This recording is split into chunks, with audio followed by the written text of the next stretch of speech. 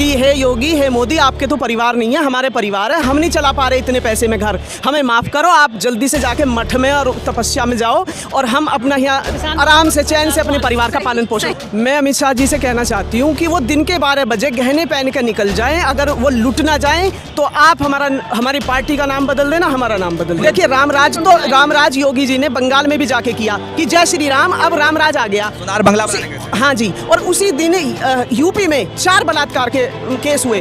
तो मैं पूछना चाहती हूँ योगी जी से कि अपने प्रदेश की सीता सुरक्षित नहीं है, आप वहाँ रामराज का नारा देने दूसरे प्रदेश में पहुँच गए।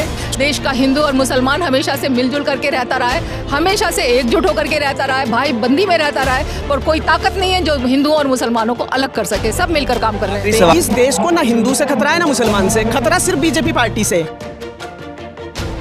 हमारे साथ कुछ महिलाएं हैं, उनसे जानते हैं कि एक तरफ अमित शाह केंद्रीय गृह मंत्री वो ये कह करके गए हैं कि अब उत्तर प्रदेश में राम राज आ चुका है, महिलाएं सुरक्षित है, रात के 12 बजे भी महिलाएं जो है वो अपने स्कूटी पर जेवर लेकर अपने गहने लेकर के जा सकती है, किसी तरीके का डर भय का माहौल नहीं है। आप सभी से एक सवाल है, मेरा कॉमन सवाल है कि अमित शाह भी आए थे उत्तर प्रदेश, उन्होंने कहा कि अब उत्तर प्रदेश में डर भय माफिया गुंडों का राज खत्म हो गया है, अब महिलाएं सुरक्षित होकर के घूम सकती हैं, रात के 12 बजे भी आपसे मैं आप भी आ जाइए आगे, रात के 12 बजे भी महिलाएं गहने लेकर के जा सकती हैं। क्या लगता है कि महिलाएं महफूज है उत्तर प्रदेश में?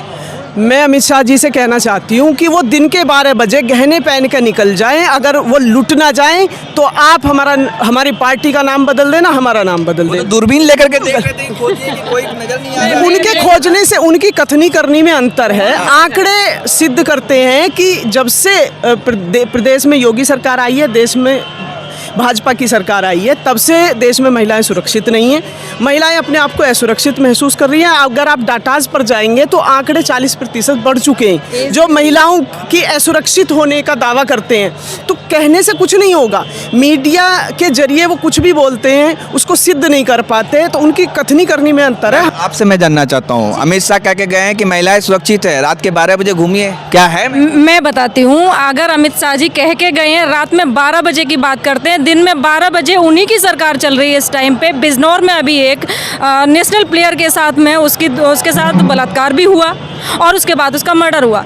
दिन की घटना है, दोपहर के 12 बजे की घटना है। कैसे कह सकते हैं अमित शाह जी? सिर्फ कह सकते हैं रेप में। ये तो कह रहे हैं, योगी आदित्यनाथ भी कह रहे हैं कि गुंडा माफियों का राज खत्म हो गया है, राम राज आ गया है। तो उनके बराबर में बैठे हैं मंत्री, टैनी मंत्री उनके बराबर में बैठा है। सारे उन्होंने एक्चुअली फील्ड में नहीं छोड़ा गुंडे बदमाशों को, बाहुबलियों को, उन्होंने अपनी पार्टी में मिला लिया। तो इसलिए वो बता रहे हैं कि क्षेत्र में नहीं है गुंडे बदमाश, हमारी पार्टी में आ चुके हैं। जब से योगी बस सरकार आई है, महिला उत्पीड़न के मामले बढ़े हैं पहले की दर की अपेक्षा, ठीक है। और आने वाले समय में जब जैन जी की सरकार बनेगी तो उन्होंने जो अपना लोक संकल्प घोषणा पत्र जारी किया है, तो उसमें जो भी उन्होंने घोषणाएं की हैं, तो हम उम्मीद करते हैं कि बेहतर सरकार आएगी जी। और महिलाओं के जो मुकदमे हैं, महिला उत्पीड़न के, दहेज के, महिला शोषण के, जो भी हैं वो कम होंगे।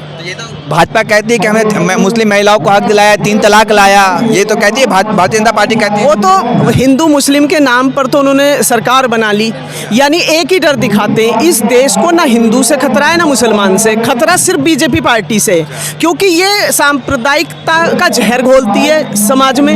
ये हिंदू मुस्लिम भाई भाई को लड़ाने का काम करती है, उन्हें डर बैठाती है, हिंदुओं के मन में मुसलमान का, मुसलमान के मन में हिंदू का डर बैठाती है। तो इस प्रकार से ये सत्ता में आने का काम करती है। ये छलावा है सिर्फ, और कुछ नहीं है। इसके तो कह रहे राम राज आ गया है, अच्छे दिन आ गए। देखिए रामराज योगी जी ने बंगाल में भी जाके किया कि जय श्री राम, अब रामराज आ गया, सोनार बंगला बनाने गए। हाँ जी। और उसी दिन यूपी में 4 बलात्कार के केस हुए। तो मैं पूछना चाहती हूँ योगी जी से कि अपने प्रदेश की सीता सुरक्षित नहीं है, आप वहाँ रामराज का नारा देने दूसरे प्रदेश में पहुँच गए। चुनाव लड़ने के लिए मुख्यमंत्री चुनाव लड़ाने के लिए जा रहे हैं, प्रधानमंत्री चुनाव लड़ाने के लिए जा रहे हैं, अपनी महिलाओं की सुरक्षा कर नहीं पा रहे अपने प्रदेश की, तो क्या जवाबदेही है उनकी? महिला सुरक्षा कितना बड़ा मुद्दा होगा, आप सभी से मैं जानना चाहता हूं। सबसे पहला हमारे राष्ट्रीय लोकदल के जो अध्यक्ष जी, उन्होंने कहा है सबसे पहले महिलाओं की सुरक्षा को लेकर काम किया जाएगा। और अगर पुलिस प्रशासन संविधान इसमें जरा सी भी ढील करता है तो सबसे पहले उसे सुधारने का काम किया जाएगा, चाहे उन्हें उनकी नौकरी से हाथ भी धोना इसी पड़े। कड़ी में हमारे राष्ट्रीय अध्यक्ष जी ने अभी घोषणा की है अपने लोक संकल्प पत्र में कि वो 50% महिलाओं की भागीदारी पुलिस में सुनिश्चित करेंगे, क्योंकि महिला का दर्द समझ सकती है और महिला अपनी पीड़ा टिकट भी देंगे। टिकट भी देना, वो तो सारी भागीदारी। एक मैं आपको एक अभी आपने जैसे पूछा था कि वो रामराज की बात करते हैं, अगर ऐसा रामराज होता है जिस तरह का अभी चल रहा है, अगर सीता को जलाने वाला वो अग्नि परीक्षा देके उतरना पड़े और यहाँ तो ऑनलाइन अभी जलाया जाता है, तब क्या कर रहे हैं? ये कौन से रामराज? हाथरस की घटना का जिक्र करें। जी, 2 बजे रात को कौन से धर्म में, हिंदू धर्म की अगर बात करते हैं, सारे पूरा इस टाइम पे शासन हिंदू धर्म का है, 2 बजे किसी धर्म में जलाया जाता है बेटी को?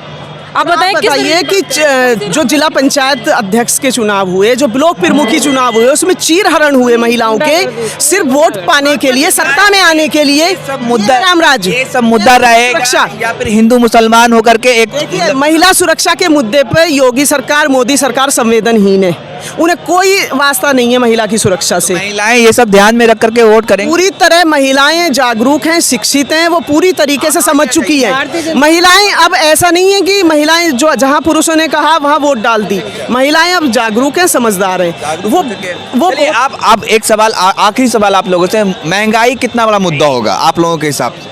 महंगाई तो आप बताइए, सैकड़ा पार हो चुका हर चीज़ में। जहाँ 20-30 रुपए जो थे वो पिछले 2 वर्षों में हर चीज़ में शतक पार कर दिया इन्होंने। ये बताइए कि जो रसोई गैस की कीमत थी कांग्रेस के समय 410 रुपये, अब 1000 के पास पहुंचने को है, तो क्या आप लोग क्या कहना चाहेंगे इस पर? अब स्मृति ईरानी जी कहाँ है? सिलेंडर लेके क्यों नहीं दिखाई दे रही हैं? उस टाइम पे वो सिलेंडर लेके बाहर सड़क पे थी, प्याज सर पे रख के घूम करेंगे हर चीज को, तो महंगाई तो बढ़ेगी ना। वो हर चीज का निजीकरण कर रहे हैं, जब हर चीज राष्ट्रीयकरण का निजीकरण कर रहे हैं। पहले राष्ट्रीयकरण था, अभी राष्ट्रीयकरण का निजीकरण करते जा रहे हैं।